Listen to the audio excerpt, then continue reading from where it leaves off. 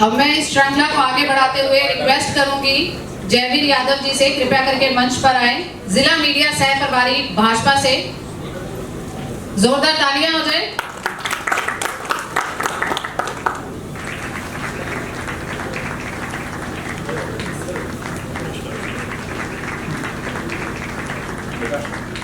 सबसे पहले बहुत बहुत स्वागत है आपका जयवीर जी। बहुत बहुत धन्यवाद मनप्रीत जी और पूरी वायरल सच की जो टीम है, परवीन जी, सभी का मैं धन्यवाद करना चाहूँगा। और एक अच्छा प्लेटफॉर्म जी आप लोगों ने बनाया है। और एक चीज़ और मैं सामने बैठ के अभी देख रहा था कि जो पीछे आपने बोर्ड लगाया है, बड़ा सुंदर बोर्ड लगाया है जी, लेकिन जो इसके नीचे 4 फोटो आपने लगाई जी, वो चारों फोटो नेगेटिव है जी। आप मानते हो ये बात? जी, मानते हो ना? तो क्या ये मंच होता है नहीं अभी? नहीं आप जी, जब एक मंच जो आप बनाया आपने उसमें पॉजिटिव चर्चा भी होनी चाहिए और नेगेटिव भी होनी चाहिए। मैं ऐसा आदमी हूँ जो चीज गलत है उसको गलत भी बोलूंगा, जो ठीक है उसको ठीक भी बोलूंगा। आपको नहीं लगता कि पिछले 10 साल में कोई काम नहीं हुआ गुरुग्राम में? आप बताओ सर। ये हम आपसे जानना चाह रहे हैं। हमें तो पता है कि आज जो स्थिति है सर, आज जो स्थिति है गुरुग्राम की। मेरी बात प्लीज सर, आप पूछ रहे हो तो बता दें। आपसे रिक्वेस्ट है, आप भी गुड़गांव के रेजिडेंट है, सम्मानित निवासी है जी। आपको भी पता होना चाहिए कि आप जिम्मेवार नागरिक हैं कि पिछले 10 साल में गुरुग्राम में कोई डेवलपमेंट हुई है या नहीं हुई। मूलभूत सुविधाओं की अगर बात करें, अगर नगर निगम की हम बात करें और आम जनता की बात करें, अगर मैं गुरुग्राम की ही निवासी हूँ तो अगर मुझे घर के बाहर ही कचरा मिले, टूटी सड़कें मिले और जल भराव मिले तो क्या मैं कह सकती हूँ कि नगर निगम ने बहुत अच्छे काम किया? नगर निगम ने अच्छे काम किए होंगे, बट अगर आप अपर लेवल पर कर रहे हो तो उसका आम जनता को क्या उसकी हिस्सेदारी है? क्योंकि उसको तो रोज जो है ऑफिस जाना है, वो कैसे जाएगा? देखिए मनप्रीत जी, सबसे पहले तो आपको मैं कहता हूँ मेरा जन्म गुरुग्राम में हुआ है। जी जी, मेरा फाजिलपुर गांव है जी। और पिछले 25 से 30 साल से मैं जब से होश संभाला मैं गुरुग्राम को देख रहा हूँ, अच्छे से देख रहा हूँ। जो पुराने लोग हैं गुरुग्राम के रहने वाले वो इस चीज़ को समझ जाएंगे जो मतलब 25 साल पहले का गुरुग्राम क्या था। हमारी बहुत छोटी सी सिटी थी गुरुग्राम जी। और ये एक तरह से अनप्लान्ड सिटी है।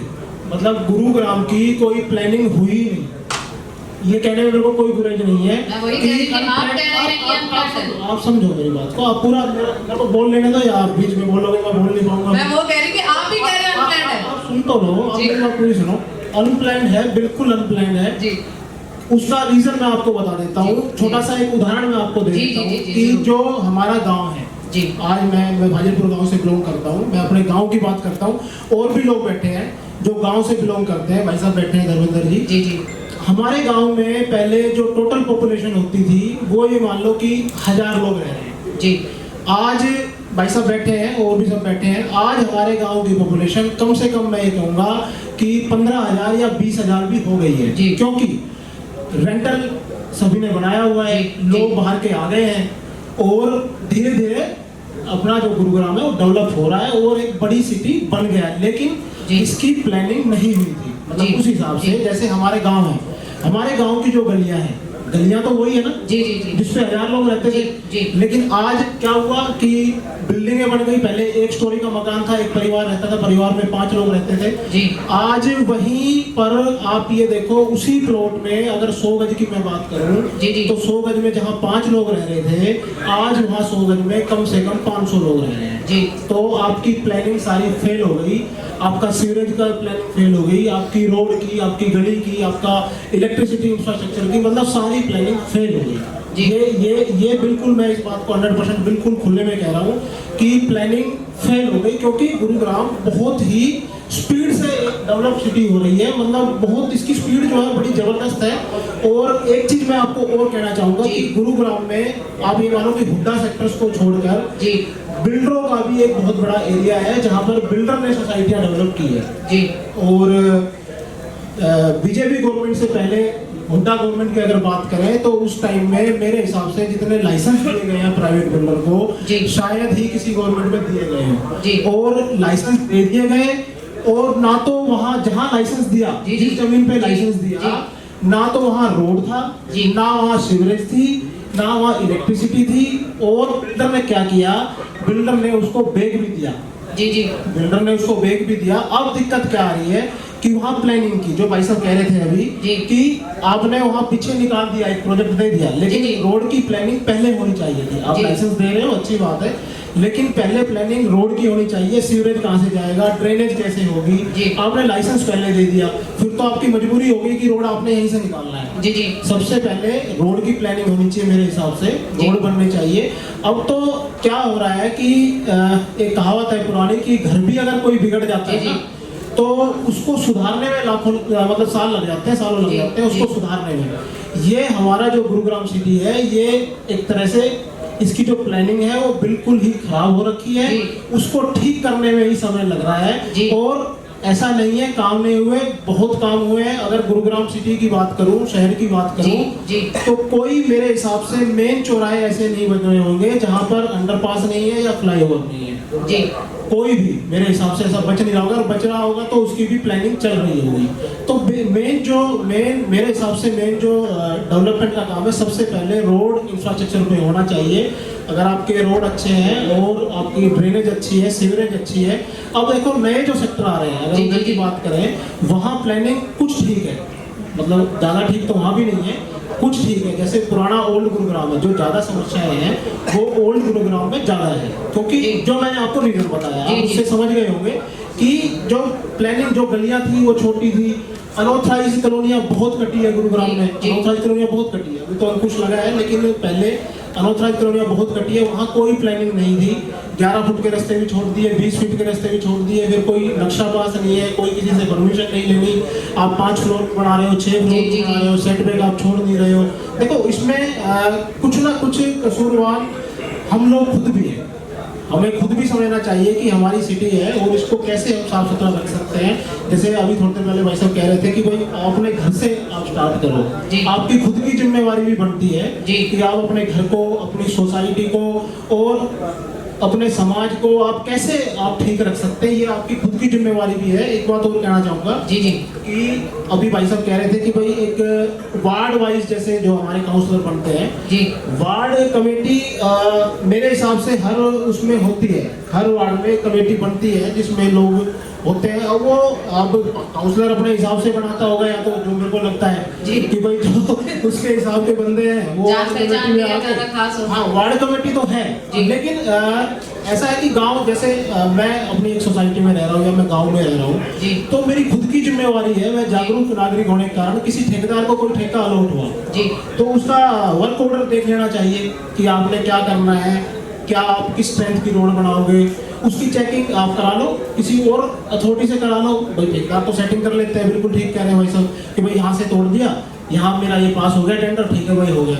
आप अपनी जिम्मेवारी भी ये बनती है कि हम उसको नागरिक होने के कारण कि उसको चेक करा ले कहीं और लैब में कि भाई हम यहाँ से क्वेश्चन है उनका, आप सीधा सीधा जवाब दे दीजिए। आपने बोला भारत से सबको जो है समय जरूर देता है, आपने बहुत अच्छा बोला, क्योंकि सबको अपना पक्ष रखने का या अपनी बात रखने का पूरा अधिकार है। सबसे पहला प्रश्न जो बाकी सबसे था आपसे भी है, क्या नगर निगम को राजनीति प्रभावित कर रही है आज के समय में? देखिए, राजनीति के बिना कुछ पॉसिबल नहीं है जी। अभी मैं आपको बता रहा हूँ कि राजनीति भी जरूरी है, और अगर राजनीति ना हो जी, अगर आपके काउंसलर ना हो जी जी, और तो आप आज देख लो, आज जो गुरुग्राम का हाल है, अभी पिछले 6-8 महीने में कोई जो अफसर है वो सुन ही नहीं रहा है जी, वो सुन ही नहीं रहा है किसी की भी जी। जो हालात है पिछले 8 महीने में ज्यादा खराब हुए हैं जी जी, क्योंकि हमारा कोई जनप्रतिनिधि है नहीं जी जी, तो जनप्रतिनिधि होना जरूरी है। ये एक सिस्टम है, हमारा जनप्रतिनिधि के माध्यम से काम हो। और ये बात भी ठीक है कि गुरुग्राम, मैं एक RWA का अध्यक्ष जी, कुल वर्ल्ड RWA का मैं अध्यक्ष भी हूँ, तो ये भी एक अच्छा भाई साहब ने सुझाव दिया कि जो RWAs है उनको भी इन्वॉल्व करना चाहिए काउंसलर को, क्योंकि काउंसलर का जो एरिया है वो बड़ा होता है। और आप मानो कि 20 सोसाइटी है, तो 20 सोसाइटी की समस्या भी काउंसलर को, मेरे को नहीं लगता कि वो पूरी पता होगी। 20 सोसाइटी में 20 RWA हैं, आप RWA से भी कर सकते हैं जिस RWA के जिस सोसाइटी में काम हो रहा है जी।